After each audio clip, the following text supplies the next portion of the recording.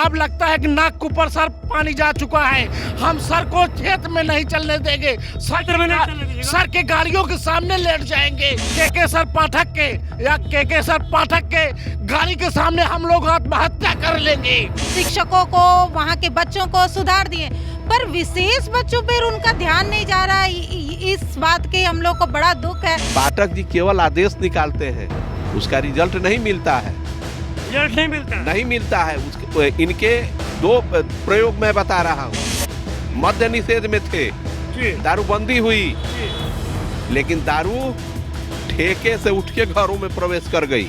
नमस्कार, आप देख रहे हैं लाइव सिटीज। मैं हूं आपके साथ रोहित। देख सकते हो मौजूद है गर्दनी बाग धरना स्थल पर। आप मेरे पीछे ये जो शिक्षकों का भीड़ देख रहे हैं, आपको बता दें कि सभी लोग सरकारी स्कूलों में दिव्यांग बच्चे को पढ़ाने वाले शिक्षक हैं, जो कि 19 दिनों से इसी गर्दनी बाग धरना स्थल पर बैठे हुए। इनका साफ साफ कहना है कि अब तो सब्र का बांध टूट रहा है। कोई मुलाकात करने आया? 19 दिन हो चुका है। हम लोकतंत्र के चौथे स्तंभ को बताना चाहते हैं कि हम 19 दिनों से यहाँ पे बैठे हैं। अब हम लोगों के नाक के ऊपर पानी जा रहा है। हम शिक्षा विभाग के जो अपर शिक्षा सचिव हैं, उनसे चाहते हैं, हमारे भाइयों ने उनको बाढ़ में भी एक ज्ञापन दिया था कि हमारी मांगों को ज्ञापन दिए थे। आदरणीय के पाठक सर को, जो अपर शिक्षा सचिव हैं, और उनसे मांग किया गया था कि आप हमारी मांग को मांगा जाए। उन्होंने आश्वासन भी दिया था कि हम आपके मांग पर विचार करेंगे। अब सर लगता है जैसे भूल गए हैं, जबकि उनके आवास के पास ही हम लोग बैठे हैं। कहने तो सर विभिन्न क्षेत्रों में हमारे पूरे बिहार में दौड़ रहे हैं, लेकिन आपके घर के पीछे, आपके घर के सामने दिव्यांग बच्चों के शिक्षक हैं, वो बैठे हैं, आप उनको अनसुना कर रहे हैं।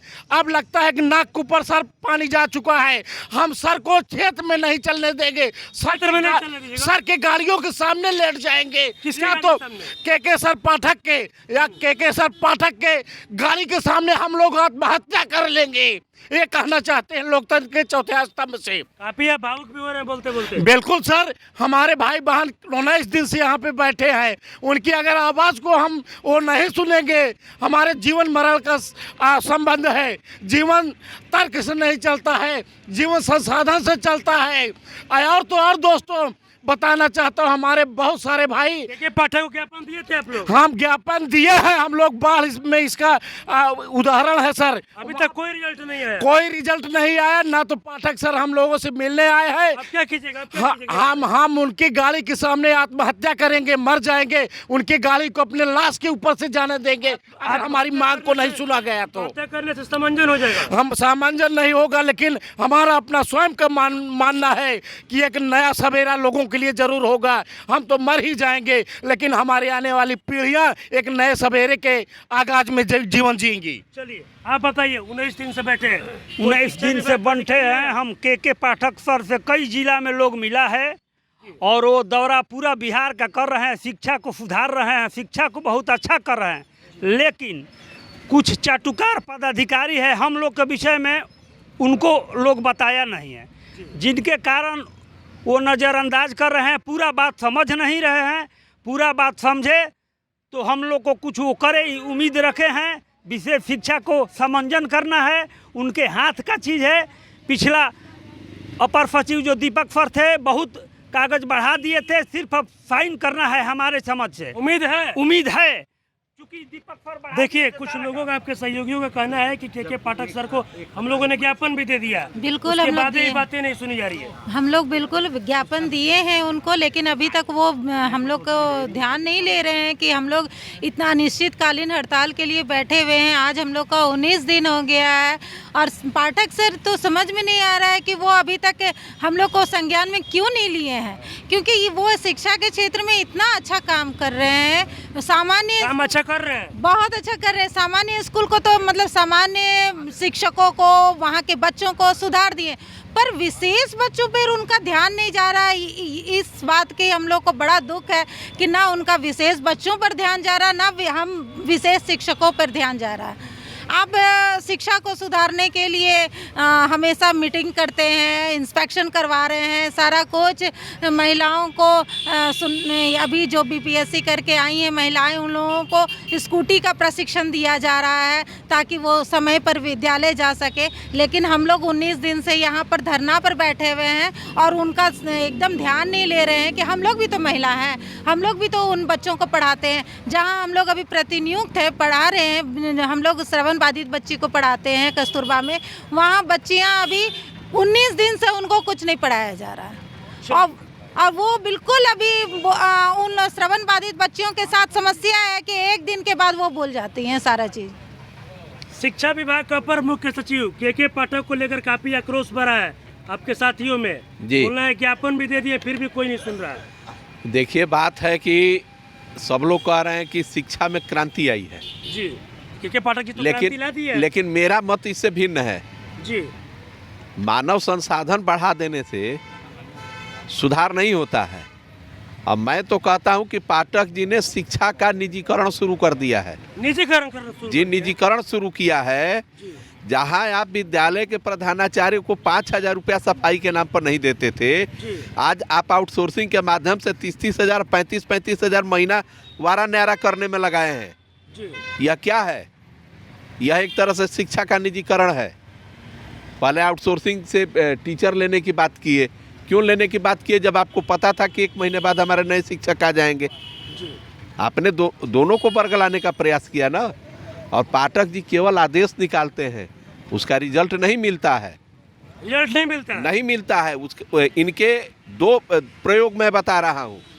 मद्य निषेध में थे, दारूबंदी हुई, लेकिन दारू ठेके से उठ के घरों में प्रवेश कर गई। अच्छा। यह बिहार का बड़ा दुर्भाग्य था और यह सुनियोजित प्लान के तहत ये कार्य हुआ जी। आज आप मीडिया के लोग हैं, आपको पता होगा कि दारू हर घर में जहां आपको चाहिए वहां सप्लाई मिल रही है। पकड़े वहीं दारू वाले जा रहे हैं जो थानों को कमीशन नहीं दे रहे हैं। आप आइए अब शिक्षा पे। आपने कहा कि 9 से 5 विद्यालय में पढ़ाई कराएंगे। आपने सोचा कि जो नवनियुक्त शिक्षिकाएं आई हैं, सुदूर ग्रामीण क्षेत्रों में आपने पोस्टिंग दी है, 5 बजे के बाद जाड़े की रात में वो कहाँ जाएंगी?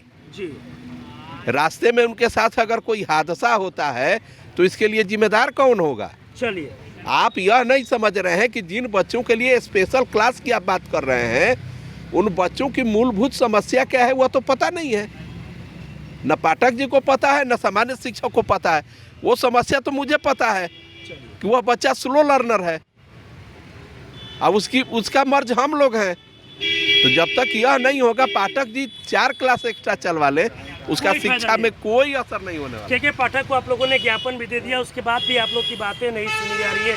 आगे क्या कुछ कीजिएगा? 19 दिनों से बैठे आप लोग। 19 दिनों से तो इसी आस में बैठे, किसी दिन उनकी आँख खुलेगी और हम लोग की तरफ नजर आएगी। जी, उम्मीद है, एकदम उम्मीद है। और हम लोग अपनी टीम वर्क बना करके अन्य अधिकारियों से मिलने का भी प्रयास कर रहे हैं कि हमारी बातों को कोई सुने और उन तक पहुंचाए और उनकी आँख को नज़र खुले और हम तरफ आए। और हम लोग दिव्यांग बच्चों के लिए 17 वर्षों से अपना जीवन यापन खपा दिए हैं। और अब किसी का 1 साल बचा है, किसी का 2 साल, किसी का 10 साल बचा है, किसी का 5 साल बचा है। अब जाएगा तो कहाँ जाएगा? इसका जवाब वो दे दे, हम लोग यहाँ से चले जाएंगे। चलिए, देखिए, एक बार फिर से आपको हम तस्वीर दिखाने का कोशिश करेंगे। आपको बता दें कि ये सभी लोग सरकारी स्कूलों में दिव्यांग बच्चे को पढ़ाने वाले शिक्षक है। आपको बता दें कि 19 दिनों से ये लोग इसी गर्दनी बाग धरना स्थल पर बैठे हुए। और जो शिक्षा विभाग का अपर मुख्य सचिव है के पाठक को लेकर इन लोगों के अंदर काफ़ी आक्रोश भरा हुआ। आपको बता दें कि बीते दिनों इन लोग के द्वारा कहा गया था कि अगर हम लोग का जो समंजन है वो नहीं किया जाता है तो अब हम लोग के पाठक का आवास का घेराव करेंगे। अब इन लोग का साफ साफ कहना है कि 19 दिनों से बैठे हैं, लेकिन के पाठक के घर के बगल में ही बैठे हैं, लेकिन तब भी उनका ध्यान हम लोगों पर नहीं जा रहा और वो क्षेत्र भ्रमण करने पर लगे हैं। इनका साफ साफ कहना है कि अगर अब हम लोगों की बातें नहीं सुनी जाएगी, समंजन नहीं की जाएगी, तब हम लोग का जो सब्र का बांध है वो टूट रहा है। अब हम लोग के पाठक का जो गाड़ी है, गाड़ी का घेराव करेंगे, उनके गाड़ी के आगे ही सो जाएंगे, आत्महत्या भी करने की कोशिश करेंगे। और भी क्या कुछ कहना था इन लोगों का वो अपने इस वीडियो में देखा। बस इसी तरह की तमाम खबरों के साथ मेरे साथ जुड़े रहें। तब तक धन्यवाद।